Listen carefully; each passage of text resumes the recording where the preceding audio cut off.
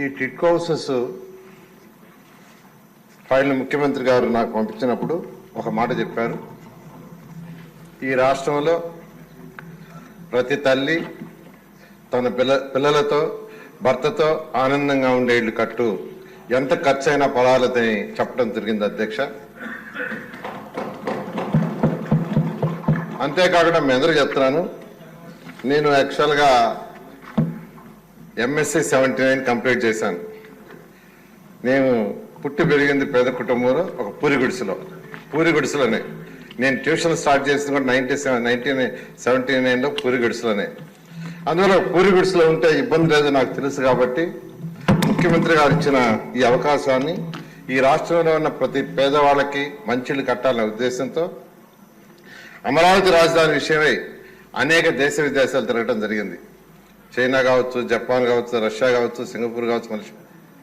అక్కడ పేదవాళ్ళకి ఎలా ఉండాలి ఇళ్ళు అవన్నీ స్టడీ చేశాను.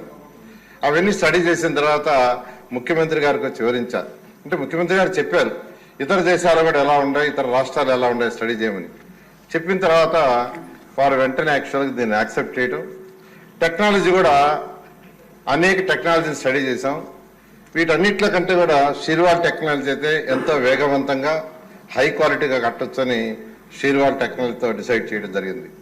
అయితే ఆ రోజు 2014-19లో ప్రధానమంత్రి గారు 2022 కల్లా ప్రతి ఒక్కరికి సొంత ఇల్లు ఉండాలని యాక్చువల్గా నిర్ణయించి ఈ యొక్క హౌసెస్కి 1,50,000 ఇచ్చేట్టుగా నిర్ణయిస్తే ఆ రోజు కేంద్రంలో ఈ యొక్క same municipal and urban development హౌసింగ్లో వెంకయ్య నాయుడు గారు యాక్చువల్గా మంత్రిగా ఉన్నారు. అందువల్ల వారితో నేను ఎన్నోసార్లు కలవటం, డిస్కస్ చేయటం 7,01,481 ఇళ్ళు తీసుకొచ్చారండి.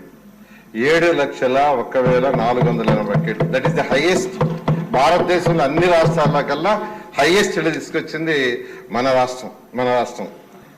దీంట్లో 5 లక్షల ఇళ్ళకి యాక్చువల్గా మనం అడ్మినిస్ట్రేటివ్ క్లియరెన్స్ ఫస్ట్ ఇచ్చాం.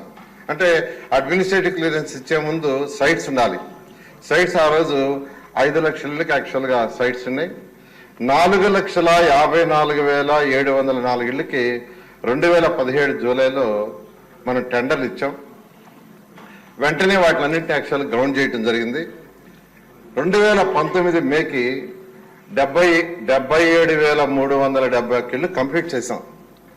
అంటే మన ప్రభుత్వం మారే రోజుకి 77,371 ఇళ్ళు. ఇందులో ఈ షీర్వాల్ టెక్నాలజీ తీసుకురావడానికి కూడా కారణం ఏంటంటే ఇన్ని లక్షల ఇళ్ళు కట్టాలంటే, తక్కువ సమయంలో కట్టాలంటే, స్ట్రాంగ్గా ఉండాలంటే బెస్ట్ టెక్నాలజీ షీర్వాల్ టెక్నాలజీలో ఫౌండేషన్కి మనకు 1 month or 2 months అయినా ఈచ్ ఫ్లోర్కి 1 వీకే. First floor 1 week, second floor 1 week, అలా 4 ఫ్లోర్లు వేయటానికి 4 వారాలు చాలు. అందువల్ల ప్రత్యేకంగా ఈ టెక్నాలజీ తీసుకురావడం జరిగింది.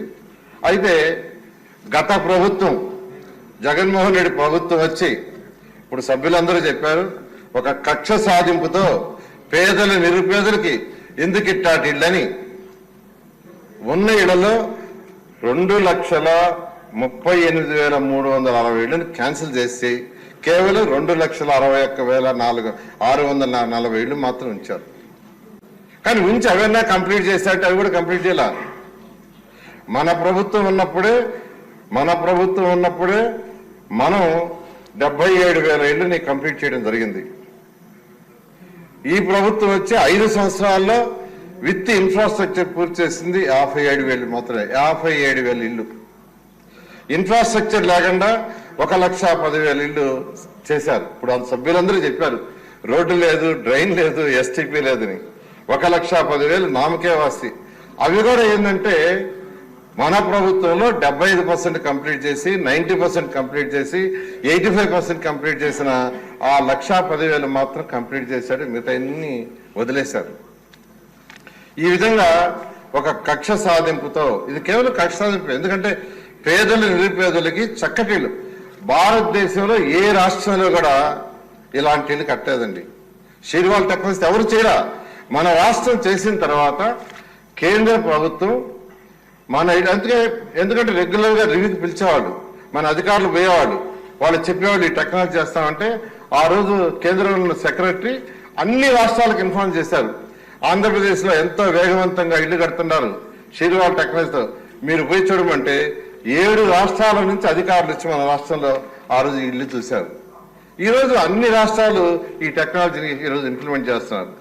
అలా ఎంతో ప్రతిష్టాత్మకంగా చేస్తే గత ముఖ్యమంత్రి జగన్మోహన్ రెడ్డి వీటిని పూర్తిగా నాశనం చేయటం జరిగిందండి.